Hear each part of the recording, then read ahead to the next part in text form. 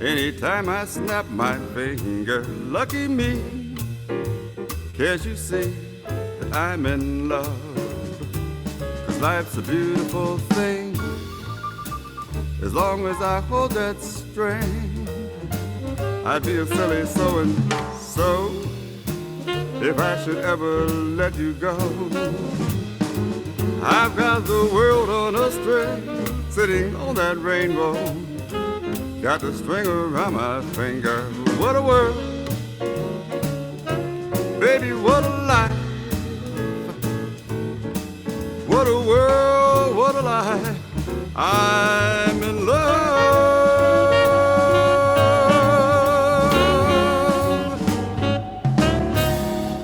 Sahabat KCBS, selamat malam. Saat ini saya Yudiarso Wibowo berada di Jazz Gunung Bromo dan saat ini cukup dingin, kira-kira 12 atau 11-12 derajat dan cukup membuat kita menggigil. Malam hari ini saya bersama Sri Hanuraga. Selamat malam Mas Aga. Selamat malam Mas Yudi. Mas Sri Hanuraga ini dipanggil Mas Aga, nama akrab. Jadi buat saya satu hal yang istimewa. Sudah sangat jarang orang Indonesia bernama khas Indonesia gitu. Jadi kalau dengar Sri Hanuraga, oh pasti orang Indonesia. Ini nama ini dapat dari mana, Mas? Dari ayah saya. Ini kata dia cerita namanya dari nama gurunya Gajah Mada. Tapi kebetulan memang keluarga ayah saya tuh dia 14 bersaudara, semuanya namanya Srihan semua. Oke. Satu keluarga ya. Ini satu tradisi yang sepertinya harus dipertahankan karena sekarang udah nggak jelas orang mana gitu kalau dengar namanya. Mas Sri Hanuraga, Mas Aga. Ini saya sering sekali bertanya nih sama musisi jazz gitu. Menurut Mas Aga, jazz itu apa menurut POV-nya Mas Aga? Iya, jazz mungkin secara apa ya bisa dibilang kalau kita sederhanakan ya seperti kayak percampuran antara budaya Afrika Barat dengan musik Eropa, musik klasik Eropa gitu. Dan apa, jadi memang musik improvisasi, tapi dia musik improvisasi yang bahasanya tuh lahir dari hal yang spesifik ya, tadi perkawinan antara musik Afrika, khususnya mungkin Afrika Barat gitu, terus dengan musik klasik Barat gitu. Yang menarik buat Mas Aga, musik jazz itu apa tuh Mas? Salah satu yang menarik banget sebenarnya buat saya adalah jadi menurut saya di situ ada, ini mungkin agak panjang sedikit. Nggak apa-apa. saya jadi suka sekali, sangat terpengaruh sama satu filsuf dari Taiwan namanya Yuk Hui, dia muridnya Bernard Stiegler. Nah dia tuh punya konsep namanya kosmoteknik. Dia punya salah satu pemikiran dia namanya kosmoteknik. Kosmoteknik itu adalah gimana dia, menurut dia teknologi itu lahir sejalan dengan kosmologi yang tertentu gitu sebenarnya. Jadi jadi dari kosmologi tertentu tuh lahir cara pikir dan akhirnya lahir teknologi yang berbeda-beda gitu. Nah cuma karena terus ada kolonialisme apa segala macam jadinya semua teknologi itu jadi rata, jadi ngikutin Barat semua gitu. Padahal banyak teknologi yang berbeda. Nah buat dia terus cara pikirnya juga jadi kayak rasio berat ke rasio semua. Tapi sebenarnya ada cara pikir yang lain dan menurut dia salah satu yang bisa membebaskan ini adalah dari kesenian gitu. Kenapa kesenian adalah moda berpikir yang lain? Dia memberi contoh bahwa gimana di Yunani kuno itu ketika konsep geometri belum lahir, di keseniannya itu udah ada gelagat akan geometri di keseniannya. Jadi imajinasinya dulu muncul, terus habis itu baru muncul diteorikan gitu, baru akhirnya baku menjadi teori.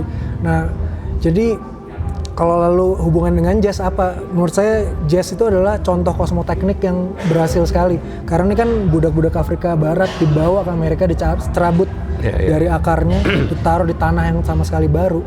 Mereka berhasil mereinterpretasi ulang, mereapropriasi budaya yang ada di sekitarnya menjadi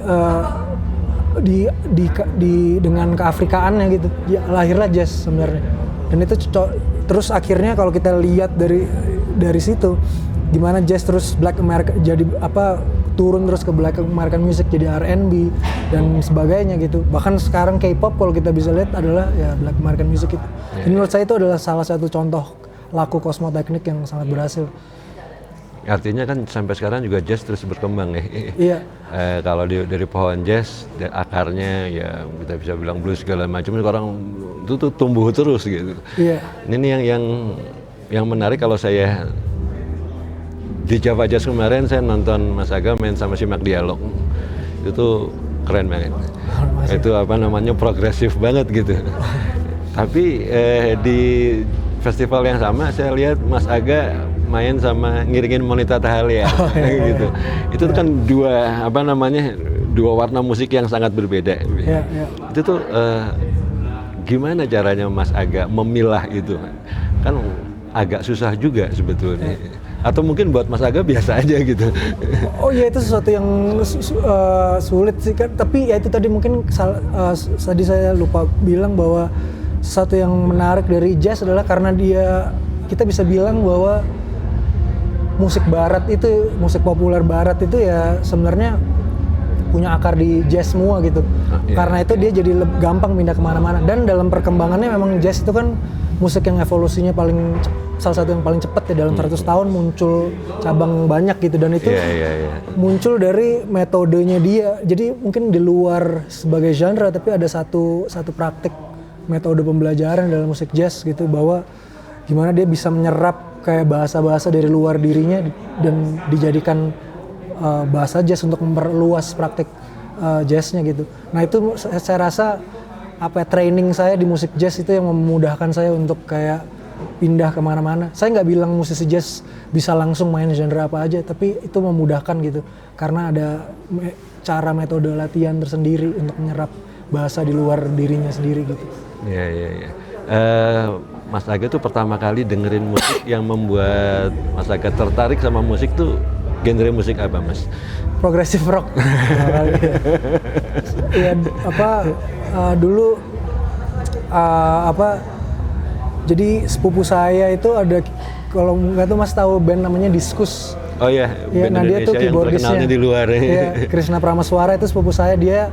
Oh, iya. Mas Aga sepupunya Mas Krishna. Iya, jadi saya sampai SMP gitu, kelas 2 SMP saya nggak tertarik sama musik, bahkan sampai saya nggak bisa bedain misalnya nonton band gitu, gitar sama bass saya nggak tahu bedanya.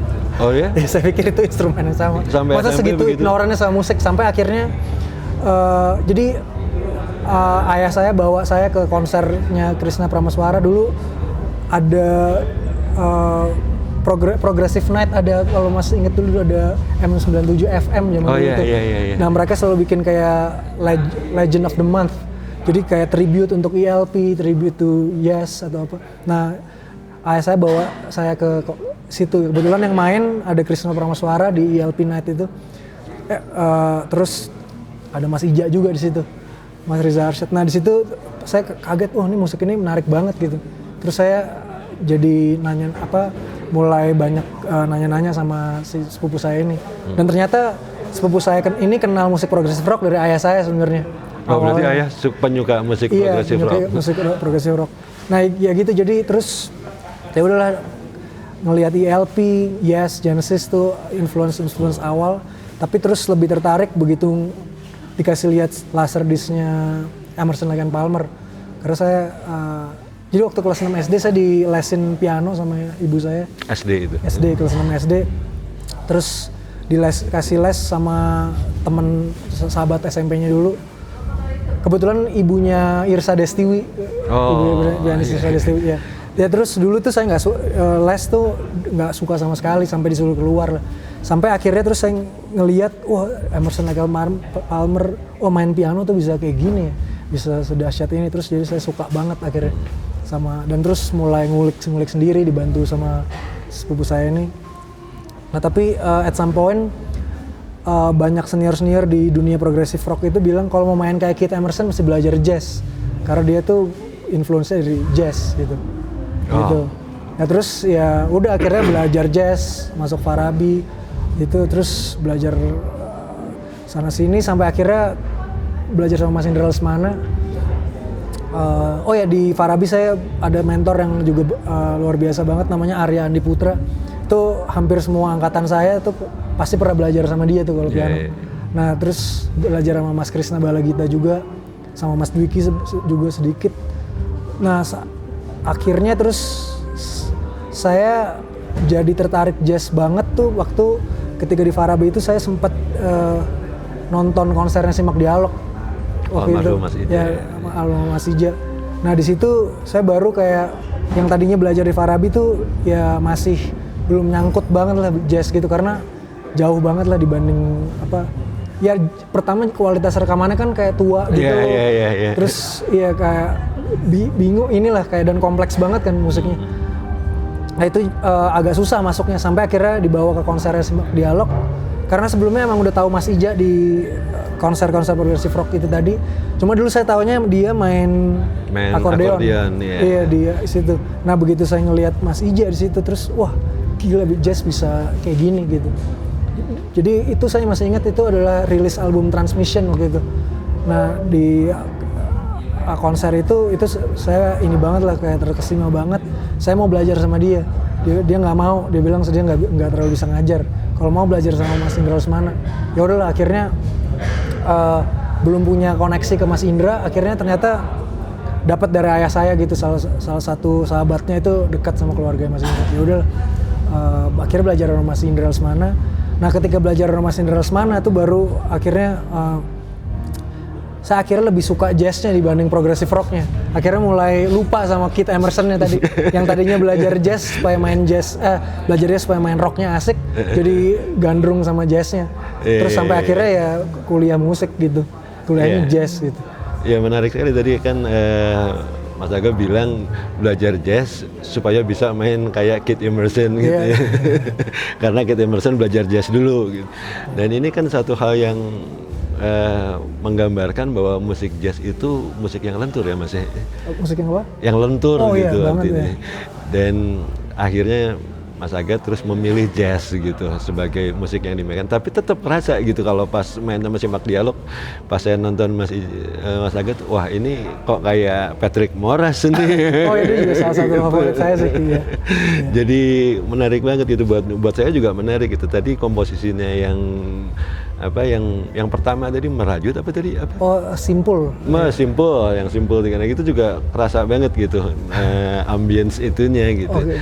Dan ini kan jadi satu ciri khas tersendiri gitu buat Mas Aga, buat saya ya, buat dari POV saya seperti itu gitu. Nah ini kalau sekarang menurut Mas Aga tadi kan bilang juga waktu belajar main piano pertama kali waktu SD itu tidak tertarik sama sekali kayak sampai bosan. Itu karena kalau dirunut sekarang, dirunut ke belakang, apa metode pengajarannya yang salah atau gimana Mas? Mungkin waktu itu belum ketemu pintu masuknya untuk akhirnya tertarik sama musik gitu kan. Jadi ketika nggak ada, karena begitu saya ketemu Keith Emerson nih, ini pintu masuknya, terus jadi langsung gandrung dan akhirnya jadi serius lesnya gitu.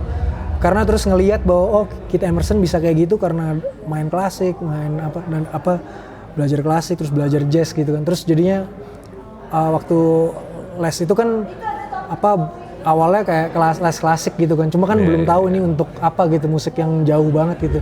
Nah, jadi motivasinya tuh belum nemu pintu masuknya sih sebenarnya. Itu kan kaitannya berarti si gurunya tidak mengarahkan atau tidak memberi referensi yang bagus ya supaya muridnya tertarik ya. Iya mungkin karena kita ngikutin ininya aja bukunya gitu. Nah sekarang kan Mas Aga sebagai mentor di Jazz Camp nih selama udah seminggu lebih ya. Iya. Ini nih metode pengajarannya gimana Mas?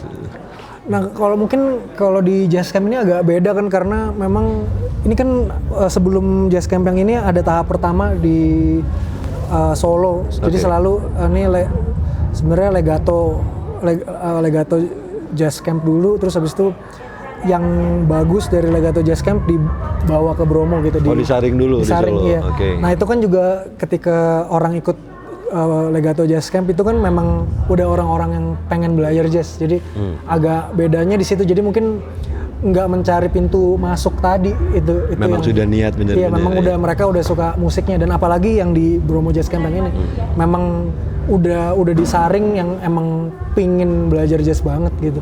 Dan itu dari Solo berapa orang, Mas? Kali ini 6 orang, jadi satu grup gitu. Nah, maksudnya awalnya yang di Solo itu berapa orang? Di Solo tuh 60.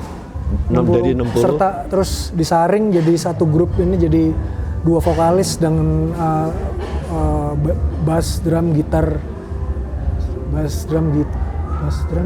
piano, dan 2 vokalis. Ya. Itu tuh kriterianya apa, Mas? Kriteria yang pemilihannya? Dari 60 cuma ke bawah 6 tuh kriteria pemilihannya, Mas?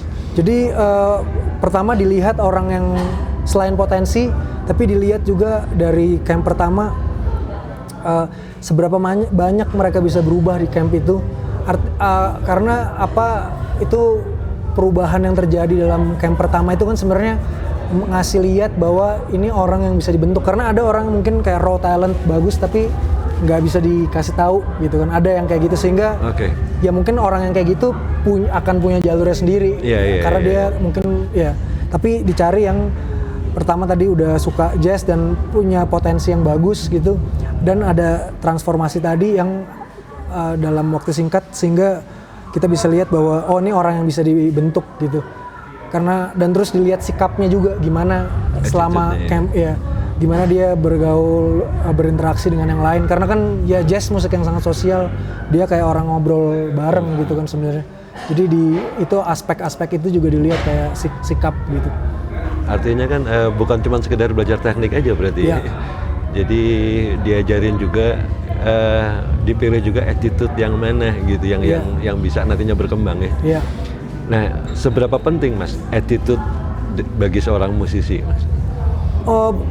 Penting banget sih, karena talent kayak tadi saya bilang, raw talent aja nggak cukup gitu, karena ada banyak aspek gitu. Karena kalau dia terbuka sama kritik dan saran itu kan artinya dia nggak cepat puas dengan diri sendiri gitu. Terus bagaimana ya tadi saya bilang jazz adalah musik yang sangat sosial. Gimana dia bisa berinteraksi di luar dan di dalam band gitu, maksudnya di luar panggung dan apalagi nanti kalau udah touring itu kan sesuatu yang susah banget gitu. Dan terus juga ini kan seberapa mau orang itu kayak untuk keluar dari comfort zone, itu kan juga sesuatu yang penting tuh, kayak attitude. Nah jadi kayak camp ini yang menarik buat saya juga di zaman sekarang. Sebenarnya materi itu bisa diakses di mana aja di internet gitu. Betul. Tapi yang tadi karena jazz adalah musik yang sosial, dia harus berkembang di komunitas, berjejaring, dan juga skill ngobrol dalam musiknya itu juga perlu dikembangin dalam satu kelompok gitu, nggak bisa belajar sendiri. Nah itu camp itu menolong itu, mempertemukan sejumlah orang, dan juga orang akan lebih cepat belajar ketika bisa misalnya main bareng sama Kevin Joshua, ngerasain main bareng, jamming, jam session tiap hari, tata cara jam session tuh kayak gimana, jadi tata cara di panggung kayak gimana, dan itu hal-hal yang penting, yang bukan hard knowledge kayak tacit knowledge gitu, yang sangat penting, nggak bisa dikembangin sendiri gitu. Nah itu camp seperti ini yang intens seminggu itu sangat penting banget gitu. Dan harapannya memang peserta yang datang dari berbagai komunitas jazz di Indonesia ini ketika pulang bisa menularkan itu di kotanya masing-masing. Menularkan terutama sikap tadi itu, masalah attitude tadi itu. Nah, Mas Aga juga tadi menyinggung tentang jam session. Ini nih attitude apa yang diperlukan untuk orang bisa jamming, Mas? Karena sekarang kan banyak hampir di tiap kota nih ada jazz jamming gitu. Yang diperlukan apa, Mas, supaya bisa jamming dengan baik gitu, Mas, sederhana ini? Ya sebenarnya pertama memang perlu pengetahuan, ada tata cara jam session, seperti kayak misalnya gimana cara memulai lagunya, karena kan ngerti gimana cara mulai lagu, terus tata caranya tata struktur lagu di jazz seperti apa biasanya. Okay. Ada ketika tema pertama dinyanyiin intro dulu, terus tema, terus habis itu orang improvisasi di sini, terus gimana membaca kayak oh nih sekarang giliran dia improvisasi, ya udah kita comping dulu, nunggu dulu, terus habis improvisasi misalnya ada trading for kayak hal-hal seperti itu kan perlu dipelajari dulu tuh. Nah terus habis itu ada tata cara kayak misalnya gimana kalau kita nggak tahu lagu, gimana harus menyikapi itu di panggung kayak gitu. Nah itu gimana caranya Mas? Ya dengan kita bisa diem dulu, terus ngedengerin biasanya pemain bassnya atau ya mesti latihan solfeggio yang bagus. Nah itu kan skill seperti itu. Jadi nggak panik gitu ketika nggak tahu lagu, terus orang bisa panik kan, terus atau kadang-kadang panik dan instead of diem malah coba faking gitu, banyak yang kayak gitu kan justru. Tapi kan justru di situ gimana harus tenang, terus dengerin yang lain, terus lihat karena banyak berbagai cue dari teman-teman yang lain, tinggal kita ambil gitu. Kalau jamming itu kan ada beberapa alat musik nih. Iya. Alat musik apa yang nggak boleh salah Mas? Yang biasanya jadi pegangan dalam sebuah combo. Ya bass dan drums itu lumayan ini, dan ya melodinya ya sebenarnya yang carrier melodinya itu yang cukup krusial banget gitu. Ya. Tapi ya itu mungkin kalau kita ngomong penjaga gawangnya banget ya bass dan drum sih. Bass terutama mungkin. Ya, karena kalau itu anchor-nya semuanya gitu, yang memegang harmoni dan ritmenya utama ada di situ. Nah, kalau menurut Mas Aga nih melihat dari talent-talent yang kemarin ikutan Jazz Camp itu kira-kira perkembangan jazz di Indonesia akan seperti apa, Mas? Saya rasa kalau talent-talent di Indonesia makin bagus ya dari generasi ke generasi. Ya maksudnya saya di umur mereka nih, peserta-peserta ini saya belum bisa main seperti mereka gitu. Jadi ya karena informasi yang makin bagus gitu, terus lingkungan yang semakin bagus gitu. Jadi kalau talenta sih nggak bermasalah banget, makin banyak pemain yang bagus banget. Tapi mungkin yang buat saya jadi concern adalah terkait mencari warna sendiri sih itu. Jadi karya-karya yang bisa lahir merespon lingkungan yang ada di sini gitu sebenarnya. Jadi gimana karya-karyanya nggak cuma karena sekarang pemain-pemain bagus banyak banget, tapi mungkin kiblatnya masih ngeliat ke Amerika. Tapi kan di sini banyak hal yang bisa digali dan bisa merespon apa-apa yang ada di sini gitu. Gitu. Dan itu karya yang bisa lahir dari lingkungan yang lokal gitu. Saya nggak mengatakan bahwa harus warisan musik Nusantara gitu, tapi banyak hal yang lain kan merespon.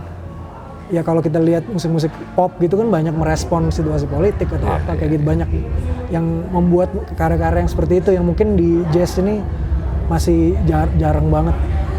Ya jadi akhirnya Indonesia tadi bisa menawarkan keragaman yang berbeda gitu.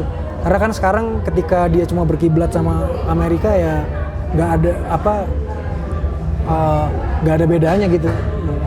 Ya tadi kalau merujuk ke kosmoteknik tadi harusnya bisa lahir sesuatu yang spesifik dari sini. Iya, karena gitu. Kalau kita dengerin juga dari Kamerun ada Richard Bona, gitu. Dari Jepang ada siapa, dari mana-mana ada siapa, yang Indonesianya ini nih gitu. Mas Aga udah berapa tahun main di Jazz Bromo? Udah berapa kali main di Jazz Bromo? Ini kalau main ini mungkin kedua kalinya sebenarnya. Tahun kemarin nih. Ketiga kalinya. Tahun kemarin main sama Monita ya benar. Cuma terakhir main sebelum itu sebenarnya sama trio saya sama Dira Sugandi waktu itu. Iya, terus ya selebihnya kalau ada camp ya biasanya mentornya nemenin main selagu gitu. Gitu. Tapi ya ini kayaknya kedua kalinya sebenarnya. Ketiga kalinya, sorry. Menurut Mas Aga, Jazz Gunung Bromo ini perkembangannya gimana Mas? Dari tahun ke tahun yang selama Mas Aga ikutan ini? Oh iya, menurut saya Jazz Gunung Bromo ini benar-benar sedikit dari festival jazz di Indonesia yang memikirkan keberlanjutan musik jazz ini, regenerasi ini gitu. karena ada concern, oh ini yang main nih mulai ini aja nih, kita harus bikin apa nih. Nah ini ide untuk inkubasi ini sangat bagus banget. Betul. Yang terus Mas Bagas dengan cepat melihat apa yang dibuat Kevin di Legato dengan Jazz Camp-nya, langsung merespon dari edisi pertama Jazz Camp Legato gitu, langsung direspon, ayo kita bikin ini dan kelanjutannya. mungkin bisa dibilang satu-satunya atau salah satu dari jazz festival yang concern ke hal ini ya Mas ya. Iya. Dan juga program inkubasinya juga kan panjang ya, bukan kayak cuma workshop sekali gitu. Dan ya itu dikasih tempat untuk main di panggung utamanya, itu yang juga luar biasa menarik karena ya skill satu hal, tapi kan untuk memulai satu karir gitu kan perlu exposure gitu. Dan ini sesuatu yang susah banget gitu, karena tadi saya bilang banyak banget talenta jazz di Indonesia yang bagus banget. Mereka cuma seringkali jadi sideman aja gitu akhirnya. Tapi ketika mereka punya karya sendiri, mereka susah banget dapat tempat gitu. Saya bisa sebutkan banyak nama gitu, tapi yang akhirnya jadi sideman gitu ketika bikin karya sendiri susah dapat panggung yang oke. Nah ini Jazz Gunung menyadari hal itu, memberi ruang itu gitu untuk tampil di panggung utamanya gitu dengan liputan yang baik gitu, dengan exposure yang baik juga. Karena sebetulnya jadi sideman itu juga nggak mudah ya Mas. Iya memang. Sangat tidak mudah ya. Diperlukan skill yang mumpuni juga gitu. Ya. Artinya kan seorang sideman juga sebetulnya bisa di depan ya Mas. Iya. Nah cuma itu kan ketika seringkali saya lihat kendalanya ketika seorang sideman ini terus punya karya sendiri, baru merilis album pertama, terus kan mungkin memasukin ke festival gitu. Festival mungkin agak enggan karena sebagai sebagai sebuah tanda kutip brand gitu, artis ini belum jadi belum nongol gitu kan. Nah itu cuma kan kalau misalnya dia nggak pernah dikasih tempat ya nggak akan jadi gitu. Terus yang main yang itu lagi gitu kan. Jadi yang lama ini nggak pernah bisa maju dengan karyanya sendiri. Dan itu dia, karena jazz itu kan musik yang sosial dan improvisasi. Dia berkembang nggak cuma bisa di ruang latihan, dia harus bisa berkembang di satu platform yang mereka bisa tampil gitu, dan musiknya akan berkembang di situ kan, karena ketika ditonton orang segala macam itu kan ada respon-respon yang berbeda gitu yang terjadi, yang membuat musiknya semakin matang gitu. Makanya perlu banget mereka ruangan untuk main gitu, dan ruangan untuk main yang juga prestisius gitu, karena kan dengan tekanan yang beda itu juga ngasih ini yang berbeda lagi gitu, ngasih impuls yang beda lagi untuk direspon. Ngasih energi yang beda juga ya buat musisinya ya. Dan Mas Aga sekarang juga kan jadi kurator nih di Jazz Gunung tahun ini nih. Kriterianya Mas Aga untuk bisa tampil di Jazz Gunung ini apa Mas? Jadi pertama waktu saya diajak ini tentu dikasih tahu kriteria Jazz Gunung dulu. Dia ada kriteria pertama adalah Leica ya, legend, legend, emerging, kolaborasi, C-nya kolaborasi atau community, terus ada anchor gitu. Nah itu perlu dipenuhi. Terus habis itu tadi ada kriteria bahwa harus penampil jazznya harus di atas 50%, dan lalu harus ada penampil jazz yang menggarap musik jazz dengan musik Nusantara gitu, warisan Nusantara. Nah di luar itu buat saya yang penting adalah merujuk ke regenerasi tadi ya, ada keragaman estetika gitu, buat saya penting banget, karena keragaman estetika ini ya seperti yang saya bilang tadi kan, kesenian ini lebih dari sekedar kayak entertainment gitu, bahwa dia ada cara pikir yang lain, dan dia estetika adalah education of the sensibilities gitu. Jadi dia memperluas horizon orang gitu, pendengarnya gitu. Itu yang buat saya penting, kenapa keragaman yang berbeda, dan dengan keragaman yang berbeda terus penampil-penampil itu ketemu di sini bisa melahirkan inspirasi lain gitu. Buat mereka bisa memperluas horizon. Nggak cuma pendengar tapi pelakunya juga gitu. Oke. Mas Aga, terima kasih sudah meluangkan waktu untuk ngobrol-ngobrol di malam ini. Ada pesan-pesan Mas buat pendengar KLCBS Mas? Silahkan disampaikan. Terus terbuka sama artis-artis jazz yang baru, karya-karya yang baru gitu. Jangan takut untuk explore sebagai pendengar. Ya. Oke. Terima kasih banyak Mas. Terima kasih, sayang, terima kasih Mas Aga. Sukses selalu. Sama-sama Mas. Besok nonton lagi. Ya. Makasih Mas ya. Makasih Mas. Selamat istirahat. Terima kasih.